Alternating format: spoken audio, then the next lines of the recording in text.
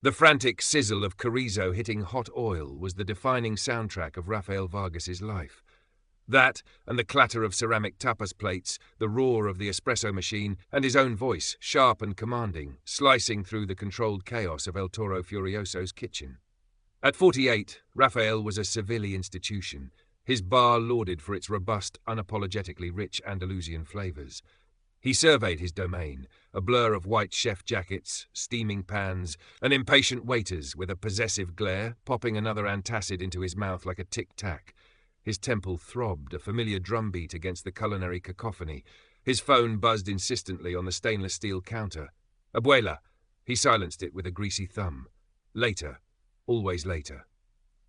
More patatas bravas, table 7, bellowed Paco, his sous chef, sweat plastering dark hair to his forehead. Heard? Rafael snapped, deftly flipping gambas al ajillo in a pan, the garlic hitting the hot olive oil with an explosive, fragrant hiss. This was his element. Fire, speed, pressure. He thrived on it, or so he told himself. He ignored the persistent ache in his chest, the way his breath hitched climbing the stairs to his apartment above the bar, the reflection in the polished kitchen surfaces showing a man whose former athleticism was buried under layers of stress and Iberico fat. His chef whites strained slightly at the waist. Success had a price, and Rafael paid it nightly in exhaustion, heartburn, and a gnawing emptiness drowned in strong coffee and late-night copas of brandy. He remembered his father, a man who'd also poured his life into a restaurant, collapsing among the tables one busy Saturday, his heart giving out before 60. Rafael pushed the memory away. Bad luck, weak constitution, nothing to do with him. He worked harder, faster, richer. El Toro Furioso wasn't just a bar. It was a fortress against whatever that gnawing feeling was. The evening crescendoed. Tourists jostled with locals, laughter competed with the sizzle, the air thick with the smells of paprika, sherry, and fried food. Rafael orchestrated it all, a whirlwind of movement and commands. Then, reaching for a heavy pilar pan, a sudden vice clamped around his chest. Not the usual ache, but something sharp, terrifying. The clatter of the kitchen seemed to recede, replaced by a rushing sound in his ears. His knees buckled. He grabbed the counter, knuckles white, vision swimming. Paco's alarmed face swam into view. Chefe? Rafael? The world tilted. The last thing Rafael registered before the darkness claimed him was the acrid smell of burnt garlic. He woke up to the sterile quiet of a hospital room, the relentless beeping of a monitor replacing the kitchen's familiar din. A stern-faced doctor, flipping through a chart, delivered the verdict with clinical detachment. Blood pressure through the roof, cholesterol levels alarming, pre-diabetic. Senor Vargas, the doctor said, his voice leaving no room for argument, you are on the same path as your father. If you don't make drastic changes, immediately, the next time. He left the sentence hanging, the implication colder than the antiseptic air. Drastic changes. The words echoed in the sterile silence. Rafael, the master of his chaotic kitchen, felt utterly powerless. The fortress had crumbled. He was forced to take a break, the first real one in 15 years. The doctor recommended rest, quiet, a complete lifestyle overhaul. There was only one place remotely fitting that description, a place he hadn't willingly visited for more than a day or two in years, his Abuela Elena's village. The journey to the small Pueblo Blanco, nestled in the Sierra Morena mountains, felt like travelling back in time. Seville's vibrant energy faded, replaced by rolling hills dotted with olive groves, the air growing cleaner, quieter. Elena's house was simple, whitewashed, adorned with pots of geranium spilling vibrant red. Elena herself, well into her 80s, greeted him not with effusive sympathy, but with a keen, observant gaze that missed nothing. She was small, wiry, her movements economical but sure, her face a roadmap of wrinkles etched by sun and time, yet her eyes were sharp, alert. So, she said, her voice dry as sherry, the bull rests. Rafael managed a weak smile. The village was suffocatingly quiet. No clatter, no roar, just the buzz of bees in Elena's herb garden and the distant bleating of goats. His first few days were a torment of boredom and withdrawal. He craved the adrenaline of the kitchen, the richness of his food, the constant distraction. Elena's meals were simple. Lentil stew with vegetables from her garden, grilled sardines with lemon, salads dressed with the potent green olive oil pressed from her own trees. It tasted bland to his palate, accustomed to layers of salt, fat, and spice. He felt sluggish without his hourly espresso shots. He watched Elena's routine with a mixture of impatience and grudging curiosity.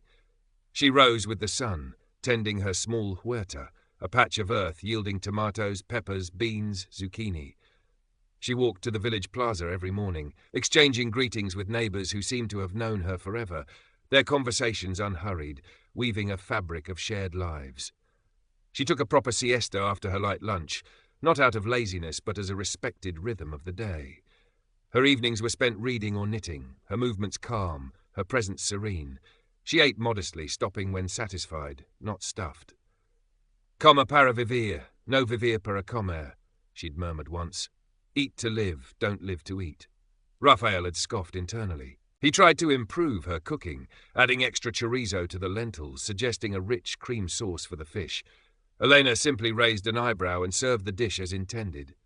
He paced the small house like a caged animal, checking his phone constantly for news from Seville, feeling the phantom limb of his stress. He saw the neighbours dropping off excess vegetables, checking on an elderly woman down the lane, sharing coffee and gossip in the plaza. It was communal.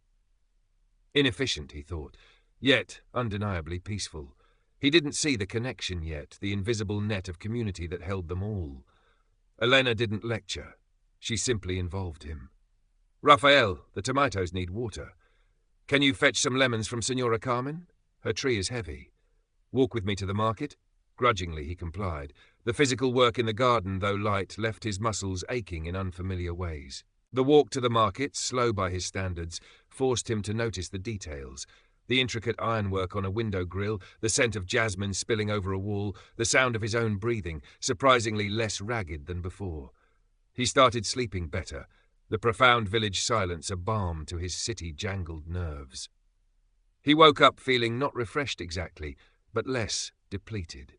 One afternoon, helping Elena pick beans, the sun warm on his back, the scent of thyme rising from the earth, a flicker of a memory surfaced, himself as a small boy, doing this exact task, his grandmother humming a forgotten folk song. A knot he hadn't realized he carried loosened slightly. He still had setbacks. One evening, overwhelmed by craving, he devoured a bag of processed magdalenas he'd hidden in his suitcase, feeling instantly bloated and ashamed. He snapped at Elena when she suggested another walk. But the small improvements were undeniable. The heartburn lessened. His clothes felt a fraction looser. He found himself looking forward to the simple, fresh flavours of Elena's cooking, his palate slowly recalibrating. He started noticing the difference between a tomato ripened on the vine and the bland supermarket ones he used back in Seville. One evening, Elena was telling him about his grandfather, a man who had worked the land, lived simply, and reached his 90s with a clear mind and strong back. He understood the rhythms, Raphael.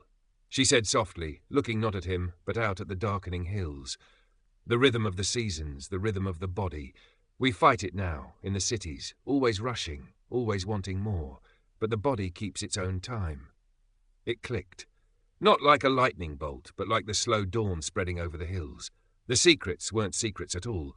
They were the mundane, consistent rhythms Elena lived by. Real food, grown with care, eaten slowly and in moderation. Daily movement, woven into life, not forced into gym sessions. Rest when needed. Strong ties with people who cared, who shared the load, who noticed if you weren't at the plaza for coffee. Low stress, not because life was easy, but because perspective was different, grounded in simpler needs and deeper connections. It wasn't just the what, the diet, the exercise. It was the how, the environment, the community that made it sustainable, almost effortless. How could he possibly replicate this back in the pressure cooker of Seville, where his main community was a stressed-out kitchen crew and demanding customers? Just as this realization solidified, his phone rang. It was Paco. Things at El Toro Furioso were shaky. Staff were struggling without his constant direction.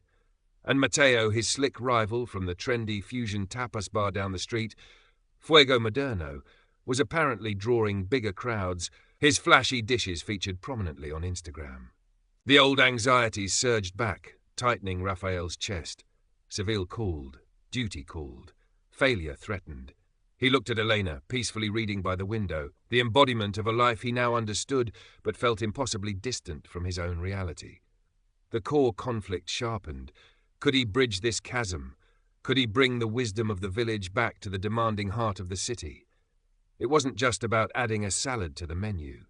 It felt like trying to plant an olive tree in concrete.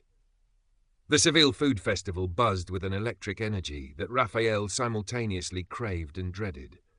Elaborate stalls showcased culinary trends, chefs performed like rock stars, and the air hummed with ambition and the scent of 1,000 competing dishes. El Toro Furioso occupied a prime spot, a testament to its established reputation. Nearby, Matteo presided over Fuego Moderno's stand, a spectacle of molecular gastronomy foams, deconstructed classics, and Instagrammable plating. Matteo caught Raphael's eye and gave a smug little wave. Pressure mounted. Paco and the team looked to Raphael, expecting the usual fireworks, perhaps a new, even richer take on rabo de toro or prawns flambéed with dramatic flair, revert to the old ways, give the crowd what they expected from El Toro Furioso, compete with Matteo on his own terms. It was the easy path, the familiar path, the path that led him to a hospital bed.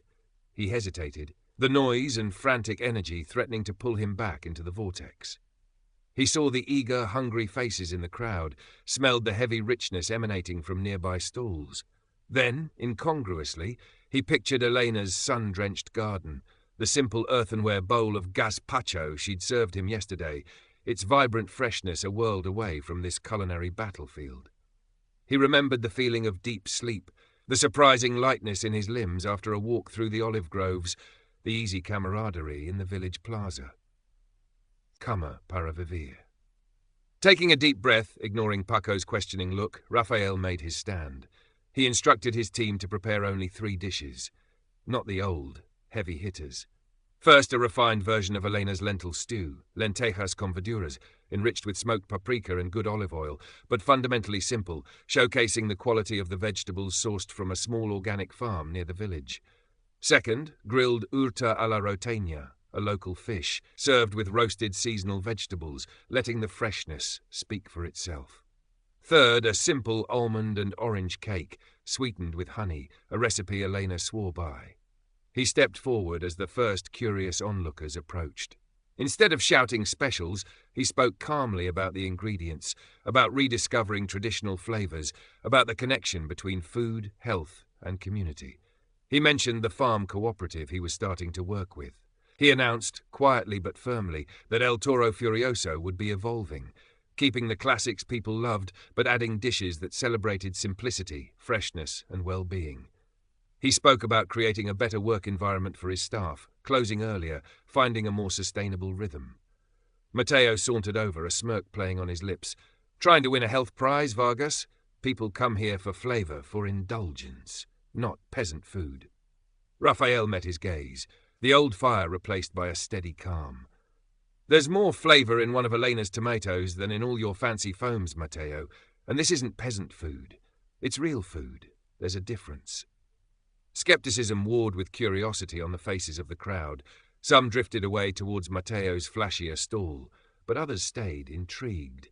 They sampled the lentil stew, their expressions shifting from uncertainty to surprise, then pleasure. The fish disappeared quickly. The cake earned murmurs of appreciation. It wasn't a landslide victory. He hadn't beaten Matteo in the conventional sense. But as Raphael watched people genuinely enjoy the simple, honest food, a profound sense of relief washed over him, more satisfying than any burst of adrenaline from the old days. He had chosen his path. Months later, El Toro Furioso felt different. The frantic edge was gone, replaced by a focused hum. The menu was a blend. The beloved patatas bravas and jamón ibérico still held their place, but alongside them sat vibrant salads, grilled vegetable plates, hearty bean stews, and Elena's almond cake. Raphael had forged relationships with local suppliers, the organic farm near the village now a key partner. He looked different too, leaner, the stressed lines around his eyes softened, his movements purposeful but unhurried. He'd implemented changes for his staff, shorter shifts, more predictable hours. Paco, initially resistant, now admitted the kitchen felt less like a war zone. Raphael even closed the restaurant entirely on Sundays, a revolutionary act in Seville's relentless hospitality scene. He spent those days visiting Elena, helping in her garden, or simply walking in the hills, recharging, reconnecting with the rhythm he'd almost lost. Building that sense of community in the city was harder. It wasn't the effortless ecosystem of the village, but he tried. He started small cooking workshops on Sunday afternoons, focusing on healthy, traditional and